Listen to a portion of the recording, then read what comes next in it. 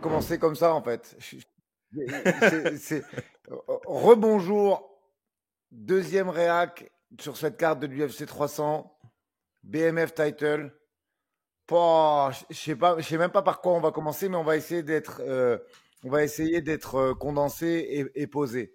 Donc, il vient de se passer, Edouard, la méga dinguerie. Le combat qu'on analyse, bien évidemment, c'est Max Holloway, Justin Gage. Une seconde de la fin du combat, KO, une dinguerie. Max Holloway vient d'éteindre Justin Gage. On va déjà revenir sur le combat point par point parce qu'il y a des trucs qui m'intéressent. C'est une dinguerie. C'était pas la violence qu'on a escompté quand on s'est dit quand on s'est dit au revoir tout à l'heure sur le combat précédent, mais Ouais. on va expliquer pourquoi. Mais on y va, point par point. Déjà, le flash de notre partenaire. Merci à Unibet de sponsoriser cette vidéo. Paris sur le MMA avec Unibet. Quelle sera l'issue du combat? Une soumission? Un KO? Paris sur l'appli numéro 1 avec Unibet. 100 € de bonus sur ton premier pari. Bon, Edouard, dinguerie.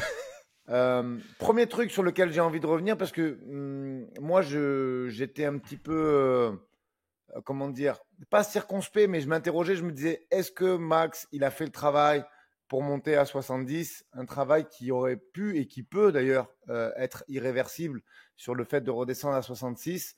Affirmatif. Je ne sais pas ce que tu en penses, mais déjà au niveau du gabarit, au niveau de la puissance, je pense qu'il a fait l'effort de prendre ces 3-4 kilos qui vont être compliqués à perdre et qu'à mon avis, il débarque à 70 de façon irréversible, enfin en tout cas j'ai envie de dire définitive, je pense. Qu'est-ce que tu as pensé au niveau du gabarit déjà, toi, Edouard?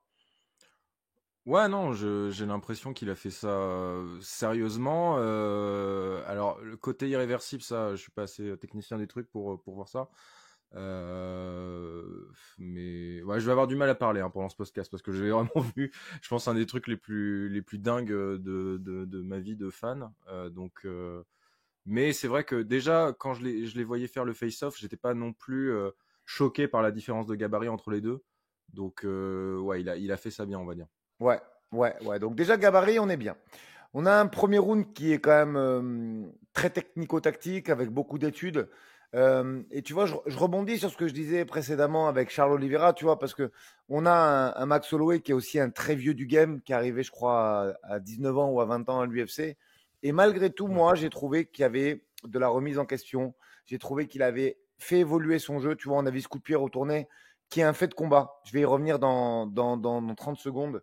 Mais même sur les déplacements, sur ce qu'il a mis en place sur ce combat, on voit qu'il y a eu une réelle remise en question et surtout un réel travail. Il a changé son jeu, même si c'était déjà un striker d'élite. Il a changé son jeu. Malgré tout, Trevor Whitman en face, Justin Gage, on voit un game plan réfléchi sur ce premier round. J'aime bien le travail en low kick. Je ne sais pas ce que tu en as pensé. Il aurait pu porter ses fruits sur ce premier round. On a un Gage qui est un peu dépassé sur la boxe. Il met, je crois, 20 coups de moins sur le premier round.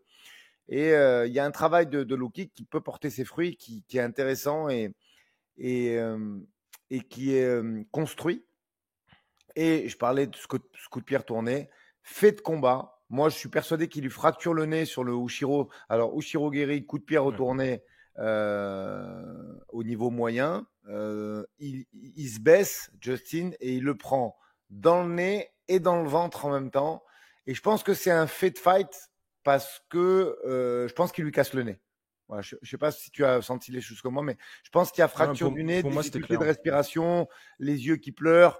Ouais, je pense fracture du nez sur cette toute fin de premier round. Ouais, pour moi, c'était clair qu'il lui a pété le nez. On a vu dans le deuxième round, quand il revient, tu vois bien qu'il est pas à l'aise, tu vois. On sent qu'il est gêné, ça pisse un peu le sang, malheureusement. Et ouais, c'est un fait de combat qui, on va dire qu'il l'a pas aidé, même si je pense que dès le début, Holloway avait en fait le game plan qui était bon et il avait très bien vu comment il pouvait le battre, quoi, pour moi. C'est ça. Je reviens sur un truc que j'ai dit. Apparemment, ils viennent call out Topuria, donc je pense que la prise de poids, elle est pas irréversible. Ces 4 kilos, ils sont prenables dans un Bah, sens ou tout le dans monde l'autre. veut Ah voir oui. ça. Mais ouais, Tout je le monde veut pense voir qu'ils ça. viennent call out Ilia Topuria, donc il peut redescendre à 66 manifestement, et tant mieux parce qu'on a envie de le voir. Je pense qu'on a envie de le voir dans les deux catégories, mais on va pas. Ça fera l'objet de notre podcast. On va pas se disperser. Donc cette fin de premier round, Holloway devant, il a le volume de frappe malgré tout, et en plus il fait ce coup de pied retourné qui lui permet de remporter de façon certaine ce premier, si toutefois il y avait une discussion quelconque, et il casse le nez de Justin. Et là, j'ai envie de te dire, on va pas résumer 4 rounds comme ça en 10 secondes, mais néanmoins, on a 1, 2, 3, 4 qui sont assez similaires. Je vais mettre des guillemets quand même, parce que je crois que c'est au 3 ou au 4 qui met ce crochet pleine tempe Justin qui down 4, qui down Holloway. Ouais. Mais même, on a ces 3 rounds qui se ressemblent quand même, parce qu'on a quoi? On a un volume de frappe supérieur pour Max Holloway, un Justin qui essaye de contrer, qui continue ce travail en low kick, mais de façon quand même nettement moins efficiente qu'au premier round, mais qui est un petit peu dépassé en tout cas sur le volume de frappe d'Holloway. Et très important, on a un game plan mis en place par Max qui, je pense que les frappes au corps, elles ont été également très déterminantes. Difficulté de respiration sur la fracture du nez. Et les frappes au corps, je pense que ça a enlevé énormément de jus à Justin Gaethje. Ouais, c'était un peu ça pendant la majorité du combat, c'est que tu avais Holloway qui était vraiment mesuré, qui était un peu presque à la touche, mais en même temps qui touchait fort, je pense, et qui était clinique. Et tu avais Gaethje qui était plus en train de chercher la puissance. Et en fait, à un bout d'un moment, Gaethje, il est presque devenu trop attentiste, en fait. Et que tu avais l'impression qu'il se faisait endormir et qu'il n'arrivait jamais à le trouver. Je trouve que... Alors évidemment, on disait que c'était le combat de la violence, tout ça. Je trouve que Holloway, il a toujours refusé la bagarre. Bon, évidemment, sauf dans les 5 dernières secondes. Il est toujours resté méga focus. Et ouais, je trouve ça vraiment impressionnant. Moi, je te réponds par une autre question. Même s'il y a un technicien derrière, Trevor Whitman, très compétent et peut-être le meilleur technicien de boxe anglaise adapté au MMA, moi, la préparation, je la vois du côté d'Holloway, tu vois. Je veux dire, t'as pas...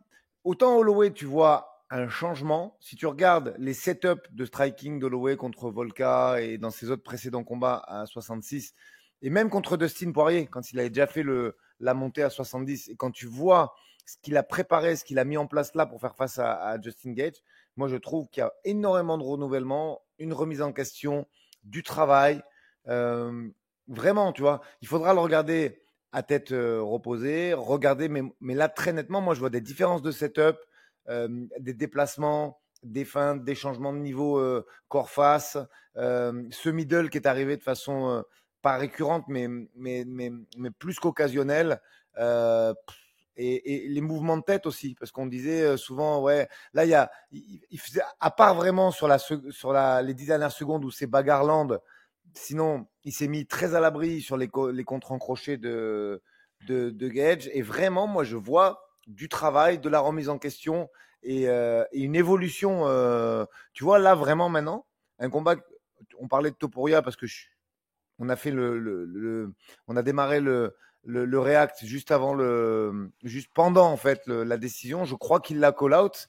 C'est un combat que j'avais pas nécessairement envie de voir avant cette masterclass, et maintenant j'ai envie de le voir, tu vois.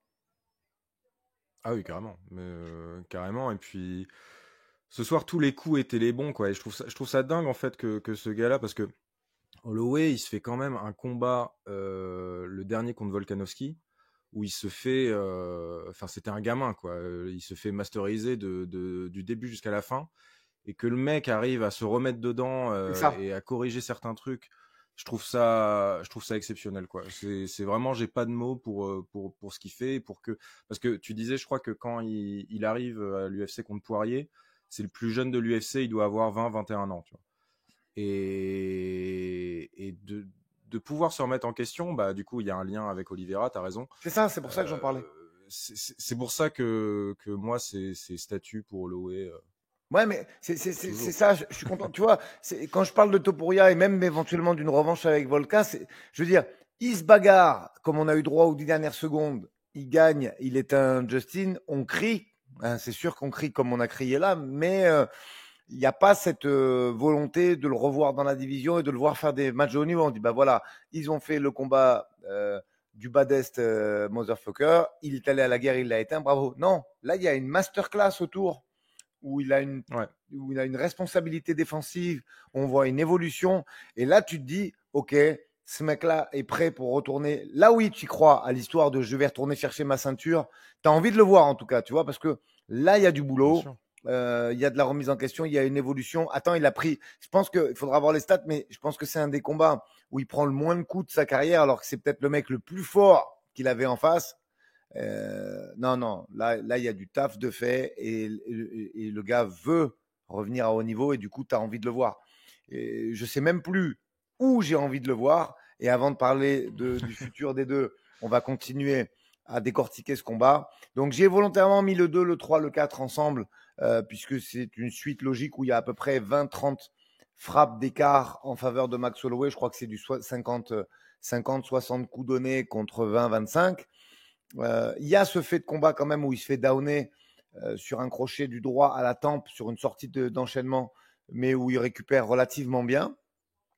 Ces trois rounds sont toujours égales à eux-mêmes. Il y a un volume de frappe supérieur, une variation de niveau, et quand ça rush, il nous sort ce coup de pied retourné qui continue à faire des dégâts et qui empêche Justin Gaethje de rusher sur Max. Et on arrive à ce cinquième round où clairement on est dans le coin de Justin à l'entame du cinquième. Trevor Whitman lui dit très nettement, est-ce que tu veux ce combat? Dans ce cas, il faut le finir. Voilà, c'est pas les mots, hein, je répète pas mot à mot. Je suis pas en état de vous faire une traduction exacte, mais en gros c'est ça. Donc Justin il revient avec une volonté quand même de finir le combat. Max domine très bien. Pour moi, avant même ces 10 dernières secondes qu'on va vous décrire d'ici peu, je pense qu'il gagnait le cinquième.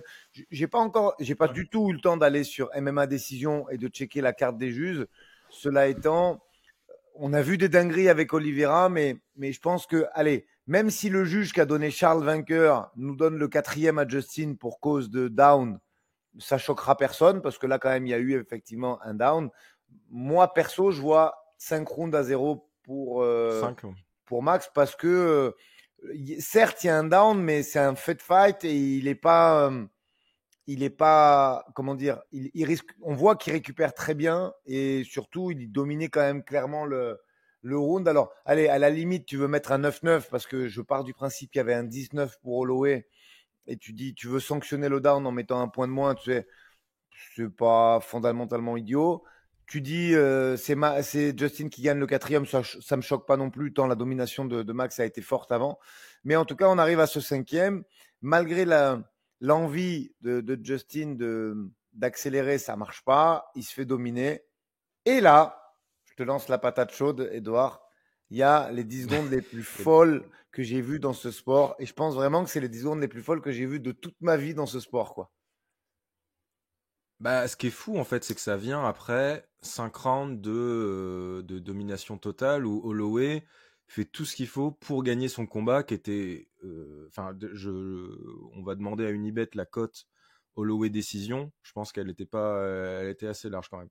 Donc ce mec-là qui vient quand même de faire une énorme performance contre Gaethje, il décide, bah, écoute... vas-y, on va se la donner, quoi. Et on va dire, voilà, vous voulez la ceinture BMF, on va se bagarrer, il l'avait déjà fait avant. Et bah, ça s'échange des coups. Holloway reste quand même, je pense, même si ça s'échange et ça part à la bagarre, je pense qu'il reste quand même vachement focus. Et bah, il arrive à toucher Justin. Je sais pas si tu as la séquence finale en tête. Ouais. C'est sûr, ou si c'est 2 coups. En fait, il frappe dans le vide, Holloway sur une droite. Et du coup, tu sens, il y a du travail quand même, parce que tu sens qu'il se méfie et du crochet et du percute. C'est-à-dire il frappe dans le vide, esquive rotative à droite, il frappe deux coups au corps pour éviter justement que ça remise trop fort derrière. Et derrière, en remontant, il envoie une droite plein menton sur Justin et il l'éteint. Mais là, tu vois, chaque mot a une signification et des fois on dit éteint alors que c'est un down de quelques secondes, tu vois. Non. Là, il y a extinction absolue parce que je crois qu'il met plus d'1 minute à pouvoir se remettre debout. C'est une dinguerie ce qu'il a fait. Il l'a éteint, on l'a jamais vu comme ça, Justin Gaethje. Non, là, on est sur du Michael Chandler contre Tony Ferguson, tu vois, vraiment, t'as même peur pour lui, quoi. Ah ouais, non, mais là, comme tu viens de dire, et on va finir le podcast là-dessus parce que ça commence à rentrer Chine contre Chine, Weili. Je crois que j'ai dit Weili, c'est bon, on est bon, là, je me suis pas trompé. Parce que tout le monde me reprend des que tu déformes les prénoms. Cela étant, je pense que là, au niveau de ce combat-là, moi, hein, je te donne mon avis sur un truc comme ça. Il y a 8 à 10 mois de repos pour Justin avant de revenir Ouais. dans la cage. Pourquoi je parle de ça? Parce que je pense qu'il faut envisager le futur maintenant des deux. Moi, je pense que Justin, il faut récupérer 8 à 10 mois parce que là, le capital santé, il a vraiment morflé. Bah, pourquoi pas? Alors, et que va faire l'UFC? Est-ce qu'ils vont penser à le mettre contre Charles, perdant-perdant? Est-ce qu'ils vont prendre les deux et qu'ils vont faire rentrer des mecs qui sont aux alentours du top 10? Je vois qu'il y a Moicano qui a battu Jalen Turner, donc il va rentrer, je pense, dans ce top 10 de l'UFC. On parlait de Hooker Benoît, donc il faudra regarder les classements. Est-ce qu'ils vont prendre ces deux stars et les faire s'affronter? Est-ce qu'ils vont prendre ces deux stars et faire des money fights? Ou est-ce qu'ils vont prendre ces deux stars et alimenter les gars qui sont 8, 9, 10 parce qu'il y a quand même des gens qui tapent à la porte quand même, hein, des Mateusz Gamrot, il y a pas mal de match-up à faire, ça on verra, mais en tout cas, je pense que là, c'est pas un futur proche, il faut qu'il prenne le temps de se reposer et qu'il récupère de ce qu'il a pris ce soir. Et ben Holloway, on ne sait plus, parce que moi, j'avais envie de te dire, moi, j'ai envie de le voir perdurer à 70. Il call out Topuria, je sais pas. Who knows? Ouais, moi je vais juste finir en disant que quand ça a été annoncé fin janvier ce combat-là, et j'avais peur qu'Holloway, Max l'accepte pour les mauvaises raisons, qu'il voit sa division était bloquée. Je pense que l'UFC a aussi été assez généreux pour lui proposer un beau salaire pour ce combat-là. Donc moi j'avais un peu peur. En plus, je pense qu'on avait tous un peu peur, tu vois, pour la santé d'Holloway. Ouais. Et qu'au final, ça se passe comme ça, qui est le scénario parfait. Je pense que la ceinture BMF, qui est un peu une connerie, on va pas se mentir depuis le début. Je pense que là, elle a récompensé le vrai BMF de l'UFC, tu vois, sur ces 10 dernières années, quoi. Ouais, je suis d'accord. Et du coup, moi, Je suis content pour ça. Et puis là, du coup, moi son call-out, il vient de me ravir, je te dis la vérité. Moi, je pensais même pas à ça. Je me suis exprimé sur des podcasts où j'ai dit j'ai quand même peur pour sa santé aussi, parce qu'on l'aime bien. Max, c'est un gars très bien. Ouais. Et là, bah, tu vois, comme quoi un call-out, c'est important, parce que moi, j'avais pas du tout matérialisé ça. Et après ce combat, j'ai méga envie de voir Topuria Ouais, Holloway. carrément. Et s'il n'avait pas fait le call-out, je t'aurais dit, bah, du coup, j'y pense à 70, on verra. Mais non, en fait, il n'y a pas du tout. S'il est capable de redescendre à 66, moi, je veux voir Topuria Holloway. Et je me dis, du coup, que. Alors, je pense que Topuria, c'est quand même plus fin et plus méthodique que Justin. Cela étant, vu ce qu'il vient de faire ce soir, j'ai envie de le voir, ce combat. Et du coup, maintenant, bah, je me Ah, tâte, hein, carrément. j'y crois quand même, hein. Je pense qu'il peut récupérer Ouais, son ouais, titre, hein. ouais. Ouais, parce que jusqu'à il y a pas longtemps, je me suis dit que Topuria allait être super dominant. Là, je sais plus. Je sais Ouais. plus parce que il vient quand même nous sortir une performance qui est pas dans sa caté, mais qui lui donne quand même un title shot, quoi. Personne ne va râler si on donne le title shot à Holloway. Même, je pense, avant ce combat, beaucoup de gens voulaient voir Topuria, sauf toi, visiblement. Mais Non, donc, en fait, je te dis la c'est trop vérité, cool. je savais pas parce que tu vois, comme tu l'as dit, on était Ouais, resté sur des performances pas en demi-teinte, mais où il y avait une nette domination de Volka. Donc je m'étais dit, est-ce que c'est une revanche est-ce qu'une revanche de Volka, c'est bien? Tu vois, la réflexion, c'était pas du tout contre Max Holloway, tu vois, c'était de me dire, bah, quid de cette division? Volkanovski a tellement été dominant face à Holloway que peut-être que mais non, là, il revient et franchement. Battre Topuria. Là, en fait, tu te remets à rêver. Tu vois ce que Charles nous a pas donné tout à l'heure, c'est-à-dire la possibilité de rêver un peu et de faire des projections. Là, ce soir, c'est ce qu'il fait parce que tu te dis, bah, ok, est-ce qu'il peut battre Topuria? Est-ce qu'il peut prendre sa revanche sur Volka? Ses revanches, j'ai envie de dire, même pour ceux qui comprennent, qui ont la ref. Mais ouais, là, j'ai envie de le revoir au plus haut niveau et je pense qu'il y a vraiment la place. Ouais, et puis c'est les grands champions, tu peux plus jamais douter d'eux en fait. Au moment où tu les enterres, au moment où tu te dis allez ça y est là ça va être compliqué pour lui, bah en fait ils te ressortent un truc comme ça. Ouais, Max Holloway c'est vraiment un truc, c'est vraiment un parcours incroyable quoi. Bon, on se dit pas. Alors là, on se laisse pas sur la violence sur le papier. Moi, je suis très hypé par le combat, par ce combat en strawweight parce que j'aime beaucoup le MMA féminin et c'est des combats qui m'intéressent. Et je pense que la ceinture, je vais me lâcher, je vais faire un petit prono stat avant le truc. Je pense que la ceinture peut changer de main dans quelques minutes. Ouais, je pense que ouais, je te choque, mais de toute Ok, façon, ok, on va vas-y. l'analyser dans quelques minutes, toi et moi. Mais moi, je pense que on se laisse sur ce petit pronostat. Je pense que la ceinture peut changer de main d'ici une vingtaine de minutes à la Ok, T-Mobile ok. Arena. Merci d'avoir écouté ce podcast jusqu'à la fin. Pardon de notre élocution parce qu'il nous a choqué, Max, mais Ouais, je suis ouais, moi. Et on se dit à tout de suite, Edouard. salut.